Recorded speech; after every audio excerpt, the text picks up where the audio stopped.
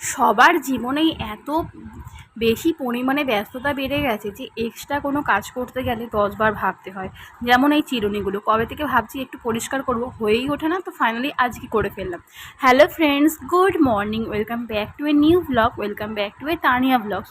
আমি তানিয়া, তানিয়া ব্লগে তোমাদের সকলকে জানাই অনেক অনেক অনেক ওয়েলকাম। আশা করি তোমরা সবাই খুব ভালো আছো, আর আমিও খুব খুব খুব ভালো আছি। চিরুনিগুলো এত পরিমাণ ময়লা হয়ে গেছিলো যে চিরুনিগুলো না পরিষ্কার করলে হচ্ছিল না, আর তার সঙ্গে সঙ্গে আজকে শ্যাম্পুও করে নিয়েছি। আর তারপরে ঘরে এসে বসা মাত্র দেখি কারেন্ট চলে গেছে। আর এখানে আমি কারেন্ট চলে গেছে হাত পাখা দিয়ে হাওয়া খেতে খেতে মনে একটুখানি ফুর্তি এসেছে, তাই কী সব বলছিলাম নিজেই ভুলে গেছি। তারপর ফ্রেশ হয়ে নিচে চলে গিয়ে দেখতে পাচ্ছি একটা বড় সড়ো পার্সেল এসেছে, আর সেটাকে তোমাদের দাদাভাই আনবক্সিং করছে। না না, আমার জন্য কিছু নয়, সবার জন্য এটা আছে। এবার তোমরা নিশ্চয়ই ভাববে সবার জন্য এটা কী আছে, এটা হচ্ছে ওয়াশিং মেশিনের পাউডার আছে।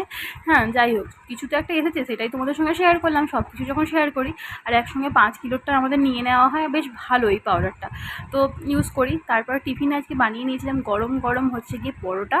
আর টিফিনে না কি করবো বলো, রুটি পরোটা এইসবই তো করতে হবে। আর রোজ রোজ কি ডালিয়ার খিচুড়ি খেতে ভালো লাগে? একদিন আনহেলদি খাবারও খেতে ভালো লাগে। আর যেহেতু এটা ঘরে সম্পূর্ণভাবে তৈরি, মানে বাইরের কচুরি কিনে খাওয়ার থেকেও অনেকটাই সেফ, তো অসুবিধা কিছু হয় না। আর দেখতেই পাচ্ছ মা ময়দাটা মেখে ভালো করে 3 কোনা করে করে বেলে দিয়েছে। আর আমি এখানে তেল গরম করতে বসিয়ে দিয়েছিলাম। তারপর ভালো করে পরোটাগুলোকে ওলট পালট করে লাল লাল করে একটুখানি ভেজে নিচ্ছি। হ্যাঁ, এটা কিন্তু ফোনপে পরোটা নয়, হ্যাঁ, বা ডিজিটাল পরোটা নয়, এটা হচ্ছে আমার হাতের তৈরি পরোটা। তারপরে এখানে বাপি এনেছিল বিভিন্ন ধরনের ডাম টুল। আর হাসছি যে আমাদের বাড়িতে কত রকমের টুল আছে, কত রকমের পিঁড়ে আছে, এই সব নিয়েই হাসছি। কখনো মানে পিসিমণি বাসন মাজে, সেখানে একটা আছে, ঠাকুর ঘরে একটা আছে, পাখিদের খেতে দেওয়ার জন্য একটা পিঁড়ে আছে, বাথরুমে আছে। ওই কারণে আমার একটু হাসাহাসি করছিলাম যে কত ধরনের টুল আর কত ধরনের পিঁড়ে। তারপর এই যে আজকে টিফিন হচ্ছে মিষ্টি পরোটা, তার সঙ্গে কুমড়ো আলুর তরকারি। আর দুপুরবেলা আজকে যেহেতু বৃষ্টি বৃষ্টি ওয়েদার, আর আজ একটু নিরামিষ খাওয়ার একটা ব্যাপার আছে, জানো তো। মঙ্গলবার সচরাচর আমরা নিরামিষ খাই না, কিন্তু আজকে খাবো, তাই এখানে বসিয়ে দিয়েছি সোয়াবিন, তারপরে গাজর, টমেটো, কাঁচা লঙ্কা সমস্ত কিছু দিয়ে খিচুড়ি। ফুলকপি থাকলেও ভালো হতো, ফুলকপিটা ছিল না। তারপরে এক এক করে সমস্ত কিছু ভাজাগুলো আমি ভেজে নিচ্ছিলাম। তারপর সব কাজটা সেরে ফ্রেশ হয়ে গোপুসোনাকে এখানে খেতে দিয়েছে। গোপুসোনা চকলেটটা হাতে নিয়েই বসে আছে, কেউ ওকে খুলে দিচ্ছে না।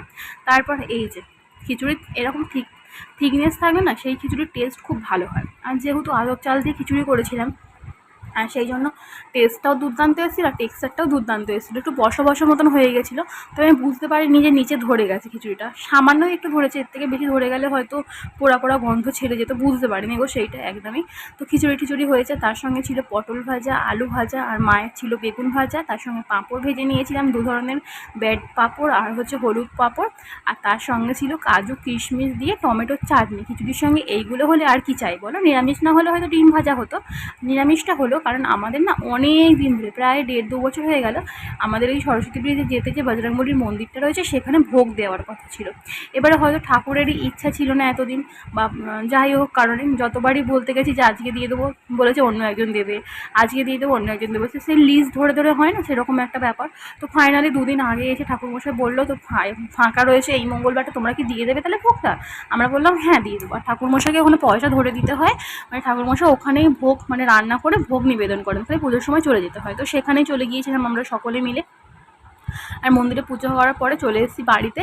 আসার পরে মা আটাটা মেখে দিল, আর ঘুগনির মটর তো ভিজিয়ে রেখে গেছিলাম, তাড়াতাড়ি করে ঘুগনিটা সেদ্ধ বসিয়ে আটাটা মাখার পর আনাজ টানাজ কাটতে কাটতেই মটরটা সেদ্ধ হয়ে গেল। তারপর এখানে ঘুগনিও বসিয়ে দিয়েছি। আর তারপরে আজকে বজরংবলীর মন্দিরে পোলাও আর ভেজ ডাল ভোগ হিসাবে দিয়েছিল, সেটা খেলাম।